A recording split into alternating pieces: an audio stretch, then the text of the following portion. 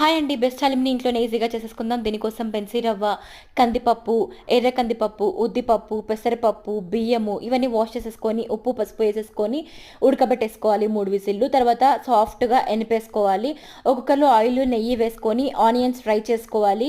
కొంచెం కాజు, బాదం కూడా ఫ్రై చేసి పెట్టేసుకుందాం. ఇప్పుడు అదే ఆయిల్‌లో కొం కా చెక్క, లవంగాలు, యాలుక్కలు, చికెను, అల్లం వెల్లుల్లి పేస్టు, ఉప్పు, పసుపు, కారపొడి, ధనియాల పొడి, జీలకర్ర పొడి, పెరుగు లేదా కాజు పేస్ట్ వేసుకొని బాగా ఫ్రై చేసుకున్నాక వాటర్ వేసి ఉడకపెట్టేసుకోవాలి. తర్వాత సాఫ్ట్‌గా మనం ఎనిపేసుకోవాలి. ఈ చికెన్ని కూడా చాలా సాఫ్ట్‌గా. తర్వాత మనం పేస్ట్ చేసుకున్న ఈ పేస్ట్‌ని కూడా వేసేసి ఫ్రైడ్ ఆనియన్స్ కూడా వేసేసుకొని చక్కగా మనం ఎనుపుకోవాలి. ఎంత సాఫ్ట్‌గా మొత్తం టేస్ట్ కలిపే దాంట్లోనే ఉంటుంది. సాఫ్ట్‌గా కలుపుకోవాలి. అంతే అండి. బెస్ట్ హలీం ఇంట్లో ఈజీగా రెడీ అయిపోయింది.